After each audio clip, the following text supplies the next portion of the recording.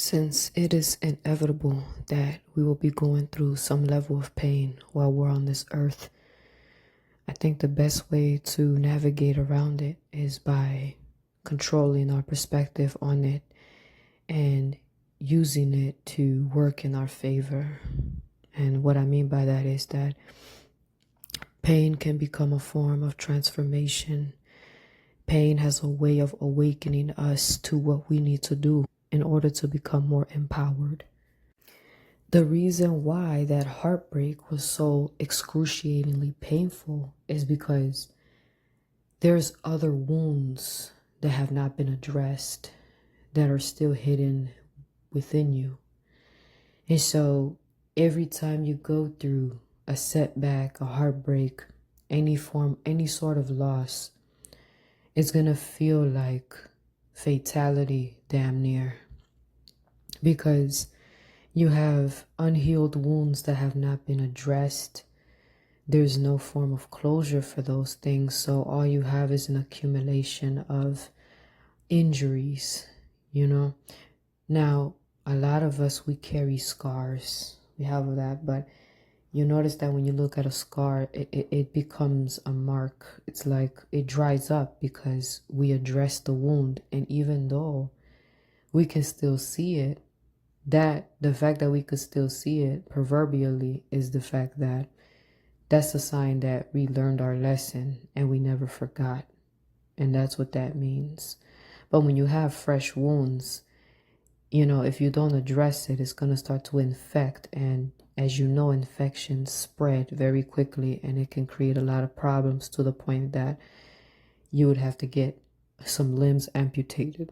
So in a sense, what that means is, when you tie it all together, is the fact that you're going to have to, the longer you go unhealed, the longer you go without addressing the root of your pain, the more painful it will actually be when you don't confront it, when you don't make peace with it.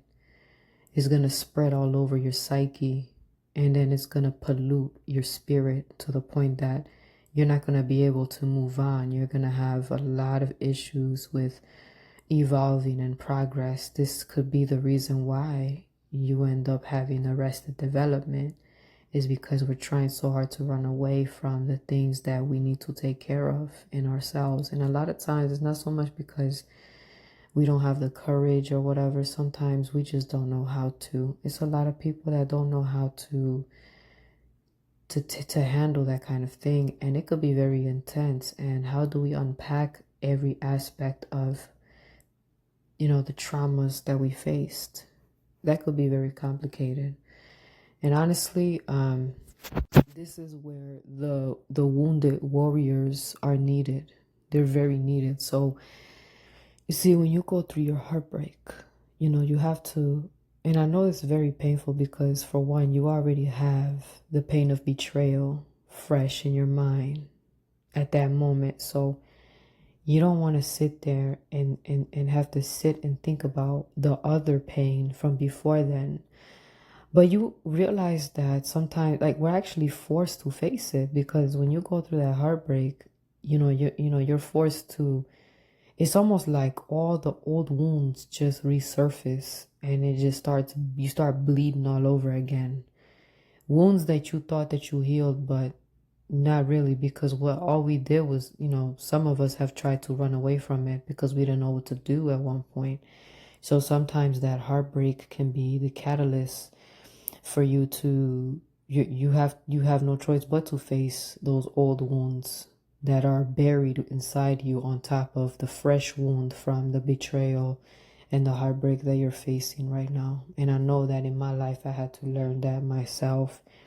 And thankfully, I learned pretty early. I learned like in my late teens. So I definitely understood that. And it was extremely painful, I'm telling you, because my PTSD, I already had PTSD. Like, CPTSD was fresh in my mind, and I didn't know what to do. And also I didn't have, my faith was not with me. So I didn't have that. I didn't pray or nothing because I lost my faith already. I was in, so I had like anxiety for about a couple weeks because the intensity of that pain, man, it's like when you're a person that loves deeply, you feel it all over you. You cannot just get over things. Well, now I can because I'm very healed, but back then I noticed the difference, And now as I look back, I'm just like, I know that the person that I am now, I would not react like that today because I understand who I am. My sense of self is dependent on me and not other people. Sometimes we tend to internalize when people walk away or when people decide they want to hurt us just because they took us for granted or whatever. And that's usually what happens with people like us. People always take us for granted. They don't really appreciate us until it's too late. But here's the thing, at the end, those people are going to suffer. The people that broke your heart after everything that you poured into them, they're going to be the ones suffering. And honestly, because you got to think about how rare it is to be a wounded warrior that survived a lot. You have to understand the rarity behind that because a lot of us have lost our minds. I nearly did, and I know a lot of you nearly reached the brink of just saying forget. So this is a real thing, and but one thing I have to say is that as painful as that heartbreak in particular, and let me say this. I'm gonna share this part right here. This is interesting because I remember and this was a long time ago. So when I talk about it, I talk about it from the perspective of a healed perspective. I could see clearly and stuff. But I noticed that I lost a lot of blood during that time that I was in communication with the person that hurt me. And that never happened before. And what I mean by that is, what the hell are you talking about? I'm talking about like the menstrual cycle. So I started thinking, like, was I in the presence of like some form of, I don't know, like it was just the weirdest thing because I never had my menstrual cycle hit twice within 1 month, which was crazy, And on top of that, I remember I got a tattoo on the same day that I met this person. And I just think that's interesting that on the same day that I got this tattoo happens to be the same day that I met this person, or right after, It's almost like it was orchestrated for me to go through that. So you know how you lose a lot of blood when you get a tattoo, and then on top of that, losing a lot of blood from having a menstrual cycle twice in a month. I never had that in my life, ever. So I always thought that was strange, but I feel like that was meant to happen. That was something that I had to go through, and I'm telling you, that was one of the most painful heartbreaks that I've had, But when looking back at it now, it's like I look at where I'm at now, and it's just like I can't believe like I allow that person to have that much power over me. And then I realize it's not because they're powerful. They're not powerful. It's a false. It's like their power is an illusion. We gave them that power. They never had power. They receive power when we validate them with our pain.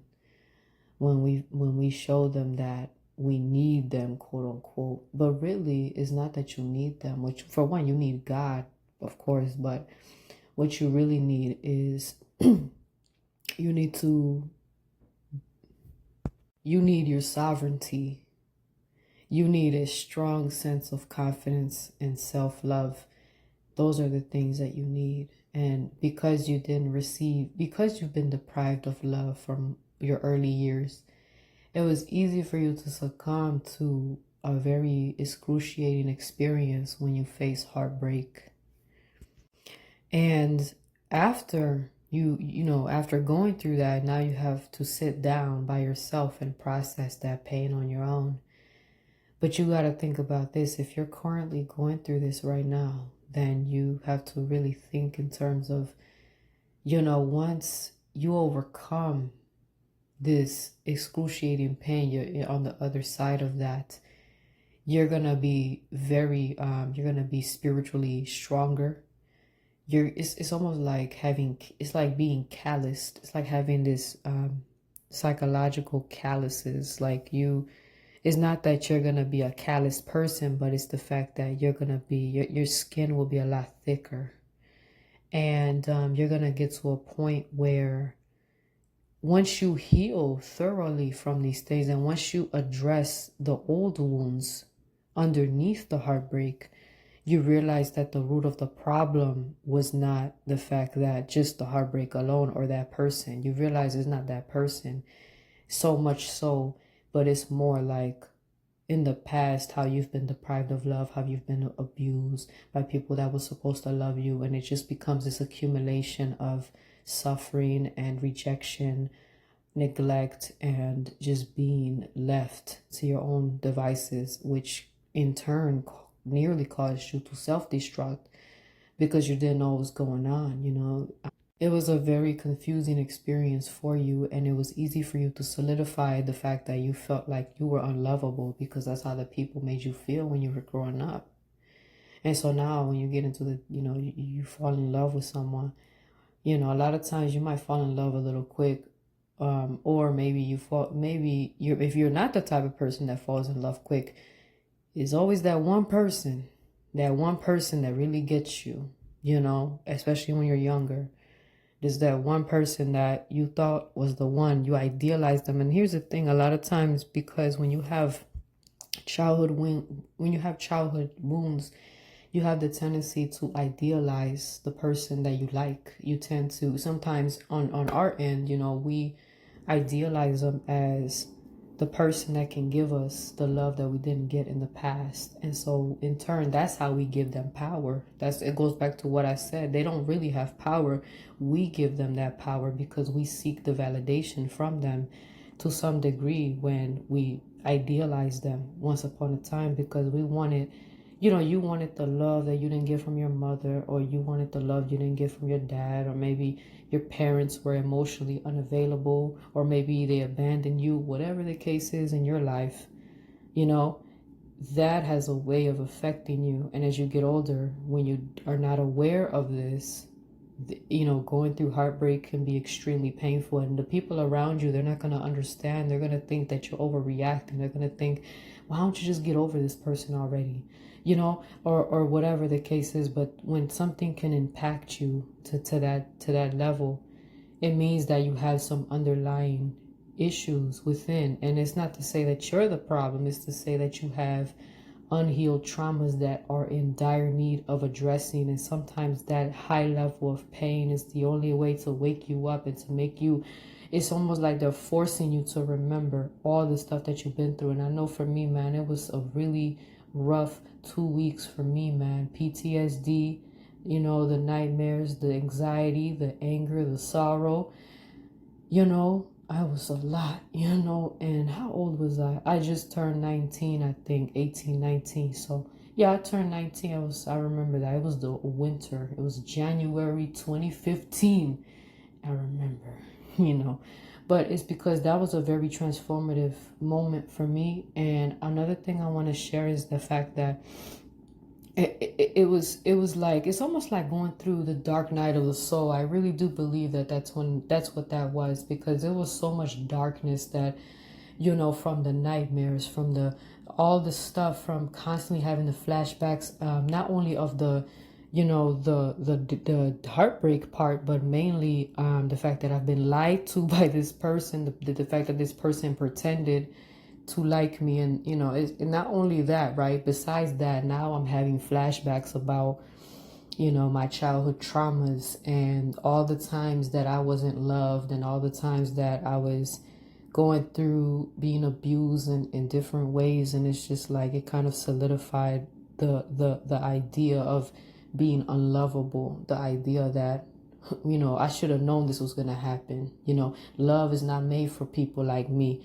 And those are the conclusions that we come up with, is I don't deserve this, or I should have known this ain't for me. And this is what keeps us in that state of not wanting to connect in the most beautiful way, which is through love, because we don't feel like we were meant for that. And especially with all that pain that we have inside of us is very difficult and is very intense. So imagine you're sitting down and it's like I'm forced to face all the traumas that I've been through. It's almost like I'm forced to go through EMDR therapy. It kind of felt like it because it's like every single trigger in my whole life just started popping up like pop-up ads, just out of the blue. All the traumas. You think about all the traumas, all the pain, all the things that messed you up. Now you're forced to confront it because the heartbreak triggered that. The heartbreak triggered that shit.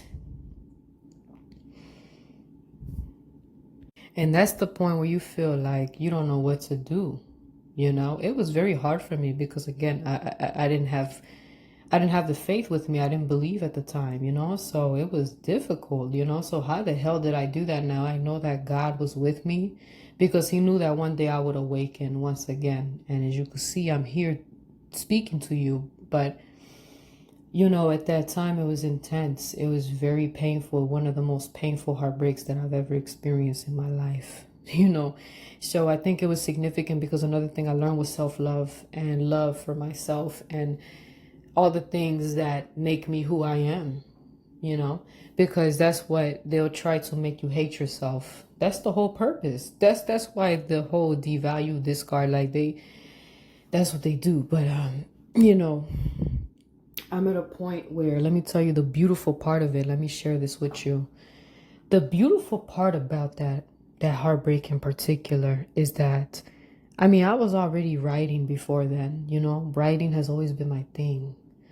Poetry, stories, things like that, songs, whatever you want to call it, verses. But it was like, I was already writing. But the thing about that pain is that it's almost like it lit a fire in my ass. And it's not because, oh, you know, they always like to take credit for this because they, oh yeah, I made her do that. Like, no, you didn't make me do shit. No, what it was the pain that forced me to revisit all the traumas of the past.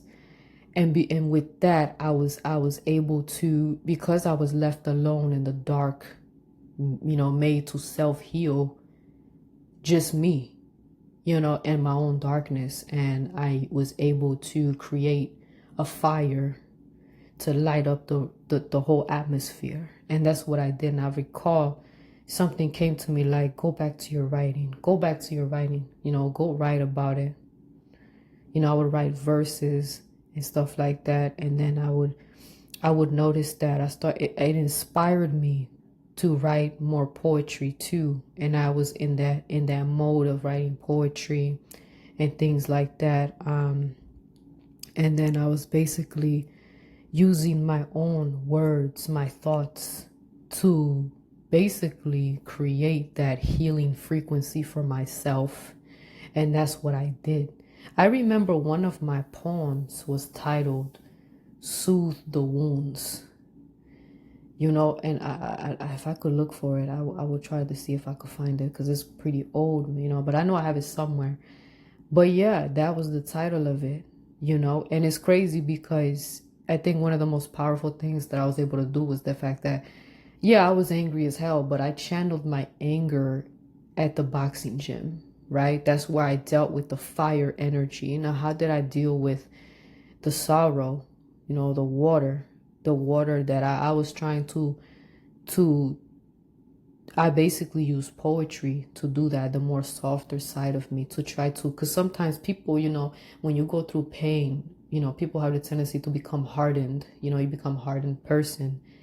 But there was this other thing inside me that wanted to maintain that softness, but we want to protect that side of us. We don't want to show too much softness on the outside, but we do feel that hardness kind of awakening too, like you just want to be hard, you know. But that's where you know, my form of anger management was going to the boxing gym. So that was my thing, and lifting weights. That I worked out every day, damn near. Like I just had so much adrenaline running through me, it wasn't even funny.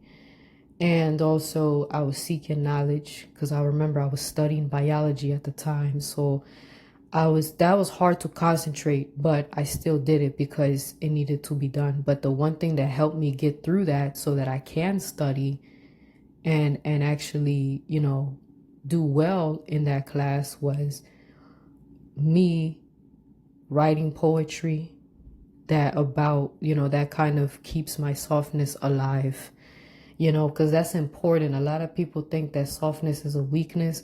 No, that's what makes us human. That's what makes us empathetic. I wanted, in a way, it's almost like I felt led to preserve my empathy through that experience because I felt like going crazy. I felt like it's because like the pain, the disrespect, right? You got the disrespect, the pain of heartbreak, the how dare you, all that stuff, it comes together along with the traumas you already have and the fact that this person knows about these traumas. Like this person is aware that you have a lot of pain inside you, that you're wounded, and they still decide they want to hurt you. And on top of that, they got a kick out of hurting you. They got a kick out of really beating you down.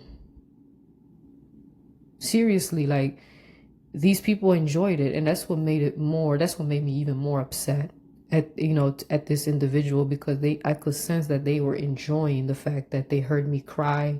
They enjoyed my pain, and that's something that I could never unsee or unhear or unsense, if that's not a word, but you know what I mean. Once you feel that, once you realize, damn, this person enjoys hurting me, it transforms you, because now it reminded me of all the times when people all the times that my past abusers laughed at my pain, or all the times that they enjoy seeing me in pain. So that's why that heartbreak in particular reawakened so much of that, is because I'm very thankful that I was able to see, like I said, that was the moment, that was the turning point in my life where I was really putting my skills to the test. I was really, really applying the art of self-healing through lyrical poetry, writing, cathartic writing, and really putting it to use and applying it in my own life. And even though I would describe this moment, the dark night of the soul that I'm, describing to you, it reminds me of this scene in Naruto, for the anime lovers. In Naruto, I remember there was a part where I think it was Jiraiya, it was his mentor, was telling him that, hey, in order for you to awaken your inner power, you're gonna have to. He pushed him off a cliff, and it was dark. It was full of darkness, and you don't know when you're gonna land, and you might actually not come back. And so there's so much uncertainty, so much, and that's what creates that anxiety, because you don't know if you're going to make it. You don't know if you're going to be able to get through this right here without either leaving the earth or succumbing to addictions or becoming one with the darkness. So there's a fork in the road, and you're trying to figure out, what do I do with this pain? Because I know people say you got to do the right thing, and but when you have a lot of pain, it's hard to do that sometimes, because you have been broken down to such an extent where it's like it changes you. Pain can change you, and it could either make you or it can break you. So we hear that a lot. But no, back to the scene, man. So Naruto is like, but it was a power that he had to awaken, and the only way he can do that is when he's in the presence of danger, and the instincts would kick in, and all that energy from that adrenaline would basically allow that pain to awaken. At least that's my interpretation of it. So that's interesting to me, because that same concept, I know that's an anime show, but the same concept can apply in our life when it comes to, sometimes we have to go through a certain level of darkness in our life, which is what the traumas do, the pain, all that stuff. And then when you have an accumulation of wounds that have not been addressed, then yes, you're forced to deal with it now if you want to continue to walk, because you can't walk with an infected leg. And that's what I learned from it. And I'm thankful for the experience, because that was the turning point for me. That was the moment when I actually transmuted so much of that pain, not only from the heartbreak, but from my past traumas, and being able to create beautiful work out of it, that you would think that I didn't know this came from that pain, you know? How the hell you wrote a piece titled Soothe the Wounds? Because that's what I needed. I needed to do that. And that's what I was talking about. And then there was other a lot. I started to go back into writing my poetry, and it got to a point where sometimes I have so much pain that I would write every day. I would write lyrical poetry almost every day. One time I actually did 3 verses in one day. So I was like, ooh, I kind of like this, you know? So yeah, you start to appreciate it. And once you get to that point, you start to master that, man, you get to a point, you don't need that person. That person that hurt you, every single person that hurt you, you don't need them, but you appreciate them because, you know, they did a good service. I know for me, man, I'm like, hey, I appreciate that, you know, because they taught us how to not need them. They taught us that we never needed them.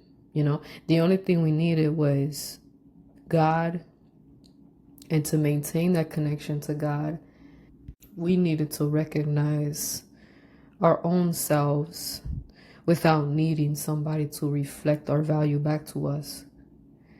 We have to know that for ourselves. We determine our identity and who we are and what we're here to do.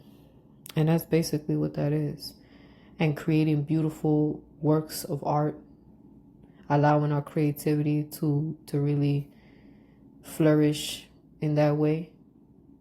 That's going to increase your spiritual energy because you chose to transmute it into creativity. Once you figure that out, life becomes amazing. And from then on, that's when you realize that nobody could have power over you ever again, because you're the one who carries that now. And now you recognize that. And now you've cultivated your own energy. So you don't need outside sources to tell you how valuable you are, when you're the one who determines that, because you're the one that alchemizes every single thing that comes in your way. That makes you a master of self-healing. That makes you powerful. And you're going to keep going in that route. And it's only going to get better after that. Thank you so much for listening. I love you all. Take care. And God bless.